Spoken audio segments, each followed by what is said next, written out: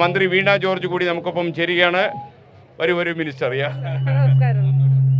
എങ്ങനെയുണ്ട് മത്സരം? കുറെ കണ്ടോ? മത്സരങ്ങൾ ആദ്യത്തെ ദിവസം കണ്ടിരുന്നു, ഇന്നലെ കാണാൻ പറ്റിയില്ല. എനിക്ക് തോന്നുന്നത് താങ്കൾക്ക് ഒരുപാട് ഓർമ്മകൾ ഉണ്ടാവുമല്ലോ ഇത്തരം മത്സരങ്ങളൊക്കെ കാണുമ്പോൾ. കുറെ ആയിട്ട് പങ്കെടുത്തല്ലേ? അയ്യോ, തീർച്ചയായിട്ടും. ഇപ്പോഴും നമ്മുടെ ഈ കുഞ്ഞുങ്ങൾ ഇതിൽ പെർഫോം ചെയ്യുന്ന കാണുമ്പോഴേ അതെ അവരിൽ ഒരാളായിട്ട് എത്രയോ അലഞ്ഞു നടന്നാണ് ഈ വേദികളിലൂടെ. അപ്പൊ തീർച്ചയായിട്ടും വളരെ അനുഭവിച്ചല്ലേ? അല്ല, അന്ന് ടെൻഷനില്ല. അതായത് നമ്മൾ വളരെ സ്വാതന്ത്ര്യത്തോടെ നടക്കുകയാണ്. അല്ലലില്ല, അലട്ടലില്ല, ഒരുവിധ സംഘർഷങ്ങളും ഇല്ല. നമ്മൾ ഓരോന്നും വേദികളും പെർഫോമൻസും ഒക്കെ ആസ്വദിച്ച് നടക്കുന്ന കാണും. ഐറ്റംസ് ഏതൊക്കെയായിരുന്നു അന്ന്? നീ മിമിക്രി ഒക്കെ ഉണ്ടായിരുന്നല്ലേ? സംസ്ഥാന സ്കൂൾ കലോത്സവത്തിൽ മോണോ ആക്ടിനാണ് ഒന്നാം സ്ഥാനം ലഭിച്ചത്. 1992 ഞാൻ എൻ്റെ സ്കൂൾ കാലം എന്ന് പറഞ്ഞാൽ എനിക്ക് പഠനത്തിന് ഒപ്പം തന്നെ നൃത്തവും അഭിനയവും ഒക്കെയാണ്. അപ്പോൾ ഈക്വൽ ഇമ്പോർട്ടൻസ് ആയിരുന്നു.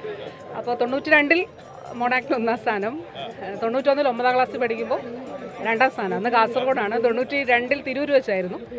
പിന്നെ അത് കൂടാതെ ഭരതനാട്യം, മോഹിനിയാട്ടം, അങ്ങനെ യൂത്ത് ഫെസ്റ്റിവൽ വരുമ്പോൾ എല്ലാത്തിനും പേര് കൊടുക്കുന്ന ശീലം അങ്ങനെ ആയിരുന്നല്ലോ ഒരു കാലം. എല്ലാം പരീക്ഷ നോക്കിയല്ലേ? ഓക്കെ. ഇന്നിപ്പം ഇത്തവണത്തെ മത്സരം കണ്ട് എങ്ങനെ ഉണ്ടായിരുന്നു? ഞാൻ ആദ്യ ദിവസം ഭരതനാട്യമാണ് കണ്ടത്. കുഞ്ഞുങ്ങൾ അസാധാരണമായി പ്രതിഭയുള്ളവരാണല്ലോ. അവർ വളരെ സ്വാതന്ത്ര്യത്തോടെ, അത് മാത്രമല്ല നമ്മളൊരു ഓരോ കാലം കഴിയുന്തോറും ഒരു കുറച്ചുകൂടി റിഫൈൻഡ് ആയിട്ട് അവരുടെ ടാലന്റുകൾ, പ്രതിഭ അതിങ്ങനെ വളർത്തുന്ന ഒരു സാഹചര്യമാണ്. സന്തോഷമാണ് കാണുമ്പോൾ. അപ്പോൾ എനിക്ക് കുറച്ചുകൂടെ നമുക്ക് സംസാരിക്കാൻ എളുപ്പമുണ്ടല്ലോ. ഓക്കെ. അപ്പോൾ വീണ, ഇന്ന് മത്സരങ്ങളൊക്കെ കണ്ടപ്പോഴേ പൊതുവെയുള്ള ഒരു വിലയിരുത്തൽ എങ്ങനെയാണ്? കഴിഞ്ഞ വർഷങ്ങളിലേക്ക് മത്സരങ്ങളൊക്കെ കണ്ടിട്ടുണ്ടല്ലോ. അപ്പോൾ കണ്ടപ്പോൾ ഇന്നിപ്പോൾ എങ്ങനെയാണ് തോന്നുന്നത്? കുറച്ചുകൂടെ ക്വാളിറ്റി ഉയർന്നിട്ടുണ്ടോ? എങ്ങനെയാണ്?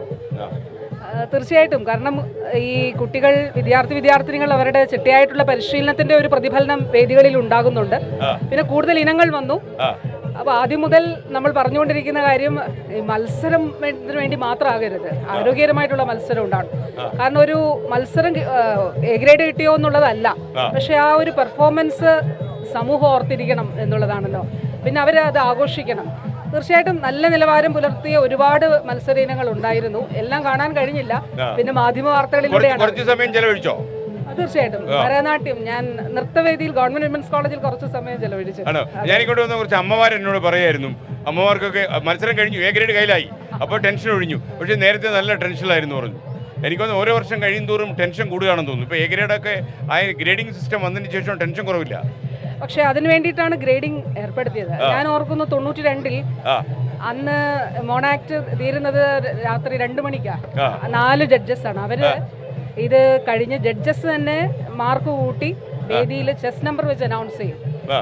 അപ്പോൾ ഈ അന്നത്തെ നമുക്ക് ഈ ആ സമയം എൻ്റെ ചെസ് നമ്പർ ഉണ്ടോയെന്ന് അറിയാനുള്ള ഒരു ആകാംക്ഷയും ടെൻഷനും ഒക്കെ ഉണ്ടല്ലോ. ഗ്രേഡിംഗ് സിസ്റ്റം വാസ്തവത്തിൽ ഈ ഇങ്ങനെയുള്ള കാര്യങ്ങളൊക്കെ ഒഴിവാക്കുന്നതിന് വേണ്ടിയിട്ടാണ് കൊണ്ടുവന്നത്. അതുകൊണ്ട് ടെൻഷൻ കുറഞ്ഞിട്ടില്ല, അത്ര കൂടുതൽ കുറഞ്ഞിട്ടില്ല. കാരണം ഇവർക്കൊക്കെ തന്നെ കുട്ടികൾ എ ഗ്രേഡ് കിട്ടുമോ എന്നൊക്കെയുള്ള രീതിയിലുള്ള ടെൻഷനായി. പക്ഷെ അത് ആവശ്യമില്ല. പെർഫോമൻസ് ആണ് ഏറ്റവും പ്രധാനം. കാരണം ഒരു വേദി ഒരു കുഞ്ഞിന് നൽകുന്ന ആത്മവിശ്വാസം വളരെ വലുതാണ്. കാരണം ഒരു ഇനം പഠിച്ച് അവതരിപ്പിക്കുക എന്നുള്ളത് മാത്രമല്ലല്ലോ, സ്റ്റേജിന്റെ സാഹചര്യം വ്യത്യസ്തമായിരിക്കും, ഓഡിയൻസ് ഓരോ സ്റ്റേജും വ്യത്യസ്തമായിരിക്കും. അപ്പം അതിനെ നേരിടാനുള്ള കെൽപ്പ് കൂടിയാണ് ഒരു വിദ്യാർത്ഥി നേടുന്നത്. അപ്പോൾ തീർച്ചയായിട്ടും ഒരു പെർഫോമൻസ് നല്ലതാകണം. ഒരു ഗ്രേഡിന് അപ്പുറത്തേക്കുള്ള ജീവിതത്തിൽ വലിയ ഒരു ആത്മവിശ്വാസം നൽകുന്നതാണ് ഈ കലോത്സവ വേദികൾ. ഓക്കെ, താങ്ക് യു വീണ. ഇത് തിരക്കിനിടയിൽ നമ്മളോട് കുറേ നേരം സംസാരിച്ചതിന് താങ്ക് യു. ഇനിയിപ്പോൾ എന്താ പരിപാടി? അത് ചോദിച്ചില്ല. ഇനി മത്സരം കാണുന്നുണ്ടോ? അതോ ഇവിടെ തിരുവാതിരകളി തീർന്നതുകൊണ്ട് അപ്പുറത്ത് വിമൻസ് കോളേജിൽ നാടോടി നൃത്തമുണ്ട്, അവിടെ. Okay, carry on please. Mic എൻ്റെ തന്നോളൂ. ഓക്കെ, പിടിച്ചോളൂ. Okay, thank you Veena. അപ്പോൾ നമുക്കൊരു കാര്യം ചെയ്യാം. മന്ത്രി വീണ ജോർജ് സംസാരിക്കുകയായിരുന്നു. മാത്രമല്ല, ഈ നമ്മുടെ മന്ത്രിസഭാ അംഗങ്ങളൊക്കെ മിക്കവാറും ആൾക്കാരെല്ലാം ഈ കലോത്സവ വേദിയിലുണ്ട്. വളരെ സജീവമാണ് കലോത്സവ വേദികൾ എന്നുള്ളതും സന്തോഷമുള്ള കാര്യമാണ്. നമുക്കിനി കുറേ പ്രതിഭകളെ അവരുടെ പ്രകടനങ്ങളൊക്കെ എടുക്കാനുണ്ട്.